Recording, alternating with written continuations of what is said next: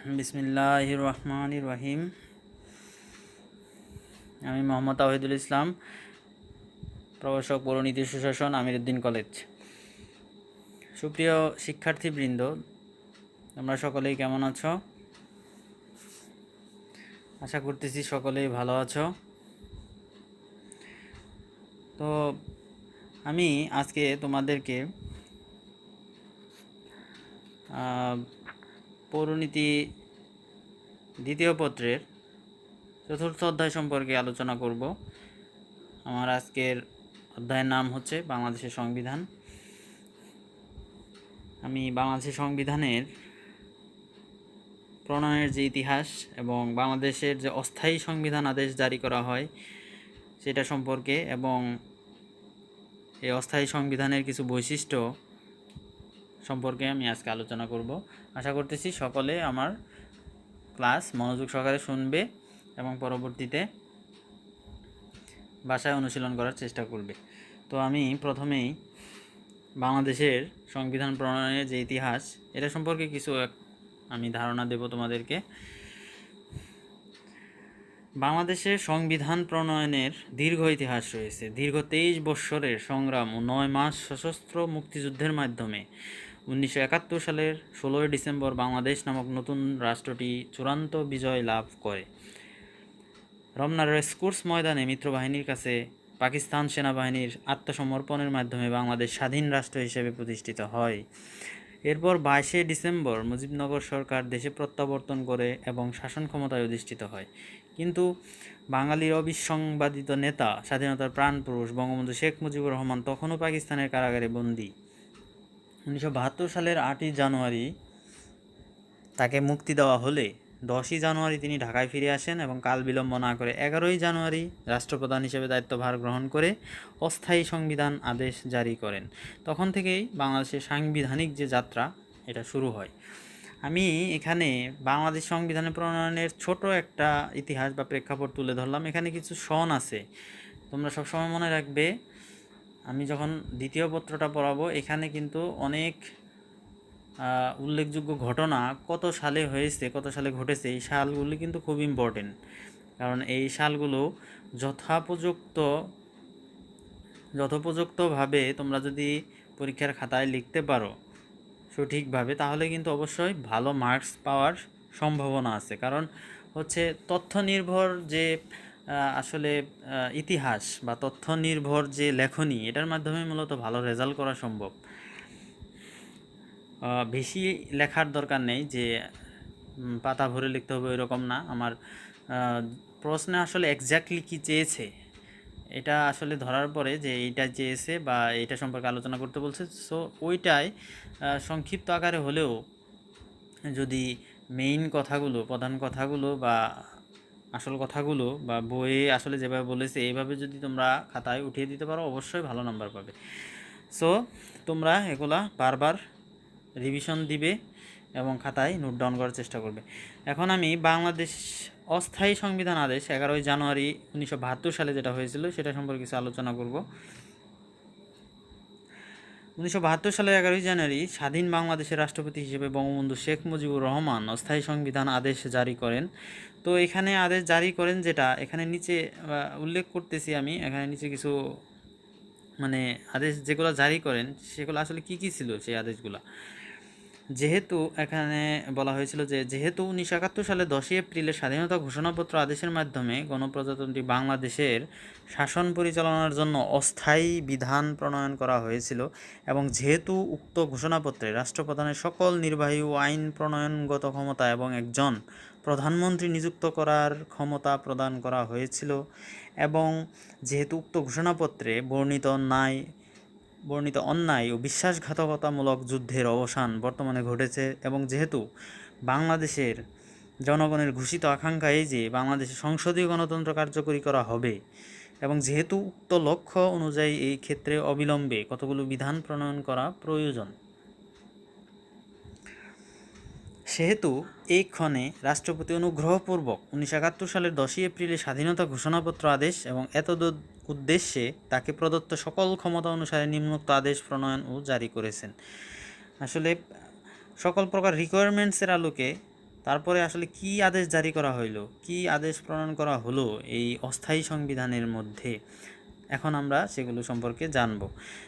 এখানে 1 নম্বরে আছে যে আদেশ প্রণয়ন বা জারি করেছিলেন সংবিধানে অস্থায়ী সংবিধান আদেশের মাধ্যমে। 1 নম্বর হচ্ছে এই আদেশ বাংলাদেশ অস্থায়ী সংবিধান আদেশ 1972 নামে অভিহিত হবে। 2 নম্বর এটি সমগ্র বাংলাদেশে প্রযোজ্য হবে। 3 নম্বর হচ্ছে এটি অবিলম্বে বলবৎ হবে। 4 নম্বর এখানে সংজ্ঞা বলা হয়েছে এই আদেশে বর্ণিত গণপরিষদ বলতে 1970 সালের ডিসেম্বর 1971 সালের মার্চ পর্যন্ত নির্বাচনে জাতীয় পরিষদ ও প্রাদেশিক পরিষদের আসনগুলিতে বিজয়ী এবং আইনের দ্বারা বা অধীনে অন্য দিক দিয়ে অযোগ্য বিবেচিত নন বাংলাদেশের এমন সকল নির্বাচিত গণপ্রতিনিধিকে নিয়ে গঠিত পরিষদকে বোঝাবে। 5 নম্বর এখানে বলা হয়েছে বাংলাদেশে একটি মন্ত্রী পরিষদ থাকবে এবং প্রধানমন্ত্রী মন্ত্রী পরিষদের প্রধান থাকবেন। 6 বলা হয়েছে রাষ্ট্রপতি তার সকল দায়িত্ব পালনের ক্ষেত্রে প্রধানমন্ত্রীর পরামর্শ অনুযায়ী কাজ করবেন।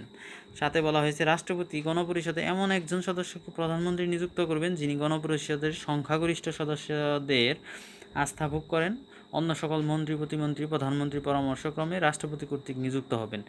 এখানে একটা কথা বলে রাখা ভালো, আমি যে আদেশ গুলো পড়াচ্ছি এখন, যেটা অস্থায়ী সংবিধান আদেশে বলা হয়েছিল, এগুলাই কিন্তু আসলে অস্থায়ী সংবিধানের এখান থেকেই তোমরা বৈশিষ্ট্যকে খুঁজে নিতে পারবে, বা এই কথাগুলোর মধ্যেই এই অস্থায়ী সংবিধানের বৈশিষ্ট্যগুলো বিদ্যমান। এগুলো যদি পরীক্ষার মধ্যে এভাবে ইনফরমেশনগুলো লিখে দেওয়া যায়, পরীক্ষায় যদি আসে যে আসলে অস্থায়ী সংবিধানে কি কি বৈশিষ্ট্য ছিল, তো এগুলো উঠিয়ে দিলেও আমি আশা করতেছি তোমরা পুরো মার্কস পাবে। তারপরে এখানে ছিল 8 নম্বর গণপরিষদ কর্তৃক সংবিধান প্রণীত হওয়ার পূর্ববর্তী কোনো সময়ে রাষ্ট্রপতির পদ যদি শূন্য হয়ে যায় প্রধান কি হবে তাহলে মন্ত্রিপরিষদ বাংলাদেশের একজন নাগরিককে রাষ্ট্রপতি নিযুক্ত করবেন। তিনি গণপরিষদ কর্তৃক প্রণীত সংবিধান অনুসারে অপর একজন রাষ্ট্রপতি কার্যভার গ্রহণ না করা পর্যন্ত রাষ্ট্রপতি পদে বহাল থাকবেন। আচ্ছা, 9 নম্বর বাংলাদেশের একটি হাইকোর্ট থাকবে। একজন প্রধান বিচারপতি ও সময়ে সময়ে নিযুক্ত হতে পারেন এমন অন্যান্য বিচারককে নিয়ে হাইকোর্ট গঠিত হবে। 10 নম্বর হচ্ছে বাংলাদেশ হাইকোর্টের প্রধান বিচারপতি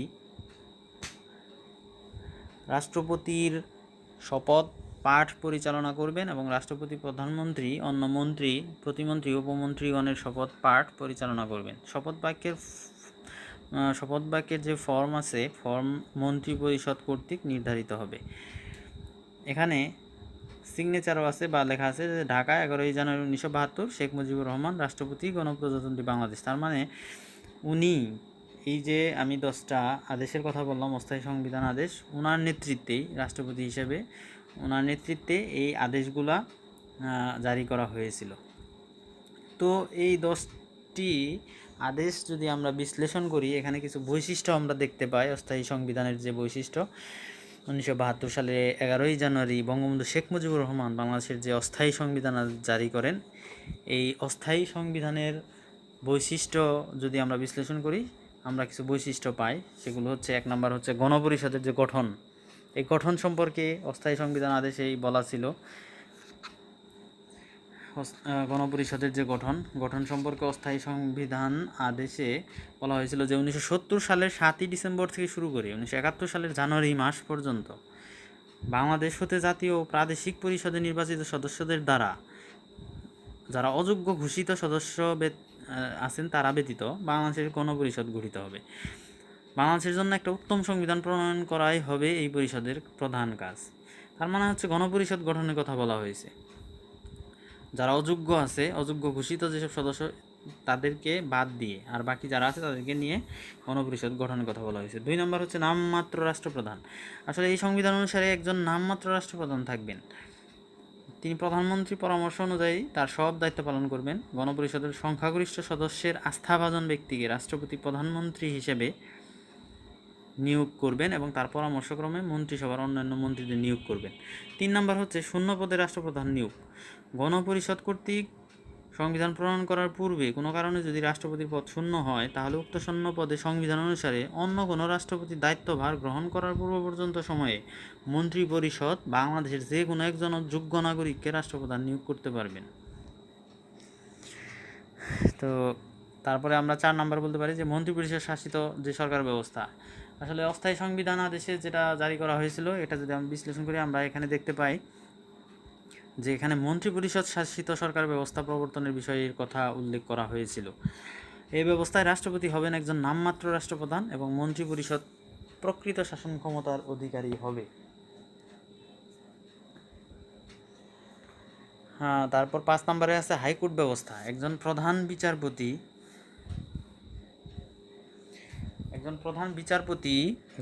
বিচারপতি ও কয়েকজন অন্যান্য বিচারপতির সমন্বয়ে বাংলাদেশের জন্য একটা হাইকোর্ট গঠন করার বিষয় অস্থায়ী সংবিধানে উল্লেখ করা হয়। বিচারপতিদের সংখ্যা ও কার্যাবলী রাষ্ট্রপতি নির্ধারণ করবেন। তারপরে আমরা যদি একটা সর্বশেষ যেটা বৈশিষ্ট্য 6 নম্বর, রাষ্ট্রপতি শপথ অনুষ্ঠান পরিচালনা। রাষ্ট্রপতির শপথ গ্রহণ অনুষ্ঠান পরিচালনা করবেন বাংলাদেশের হাইকোর্টের যে প্রধান বিচারপতি উনি। তার মানে রাষ্ট্রপতি যখন শপথ গ্রহণ করবেন তাকে নিয়োগ দেওয়া হবে রাষ্ট্রপতিকে, তার যে শপথ গ্রহণ অনুষ্ঠান পরিচালনা এটা করবেন হচ্ছে বাংলাদেশের যে হাইকোর্টের প্রধান বিচারপতি আছে উনি। প্রধানমন্ত্রী ও অন্যান্য মন্ত্রীদের শপথ গ্রহণ অনুষ্ঠান পরিচালনা করবেন কে? রাষ্ট্রপতি। 1972 সালে 4 নভেম্বর গণপরিষদ বাংলাদেশের নতুন সংবিধান গৃহীত হয় এবং 16 ডিসেম্বর থেকে কার্যকর করা হয়। এরই সাথে বাংলাদেশের অস্থায়ী সংবিধান আদেশ বাতিল হয়ে যায়। তার মানে বাংলাদেশের যে নতুন সংবিধানটা গৃহীত হয় 1972 সালে 4 নভেম্বর, তার আগ পর্যন্ত অস্থায়ী সংবিধান যে আদেশ সেটা কার্যকরী ছিল। কিন্তু 1972 সালে 4 নভেম্বর গণপরিষদে সংবিধান গৃহীত হওয়ার পর 16 ডিসেম্বর থেকে যখন কার্যকর হয় 1972 সালের সংবিধান, তখন থেকে মূলত 1971 সালের যে 11ই জানুয়ারি 1972 সালের 11ই জানুয়ারি যে অস্থায়ী সংবিধান আদেশ ছিল বা অস্থায়ী সংবিধান ছিল সেটা মূলত বাতিল হয়ে যায়। তো আমি আজকে যেটুকু আলোচনা করলাম আশা করতেছি তোমরা আমার কথা বুঝতে পেরেছ, এবং আমি এটা আশা করব যে তোমরা পরবর্তী ক্লাসে সবাই উপস্থিত হওয়ার চেষ্টা করবে এবং তোমাদের সময়টাকে কাজে লাগাবে এবং অবশ্যই আমার এই পড়াগুলো তোমাদের বইয়ের সাথে মিলিয়ে পড়তে হবে এবং বেশি বেশি করে লিখতে হবে বাসায়। তাহলেই বারবার আসলে প্র্যাকটিসের মাধ্যমেই তোমরা আসলে ভালো রেজাল্ট করতে পারবে। এই জন্য তোমাদের বইয়ের সাথে যোগাযোগ রাখতে হবে, অবশ্যই মনোযোগ সহকারে কিছু সময় নিয়ে আমার যে আজকের যে লেকচার অবশ্যই এটা শুনতে হবে, তাহলে তোমরা উপকৃত হবে। আমি আজকের মতো আমার ক্লাস এখানেই শেষ করতেছি। তোমরা সকলেই ভালো থাকো, সুস্থ থাকো এবং এই পড়াটুকু তোমরা অবশ্যই শিখবে আশা করতেছি। সবার সুস্বাস্থ্য কামনায় আজকের মতো এখানেই বিদায়। সবাই ভালো থেকো। আল্লাহ হাফেজ।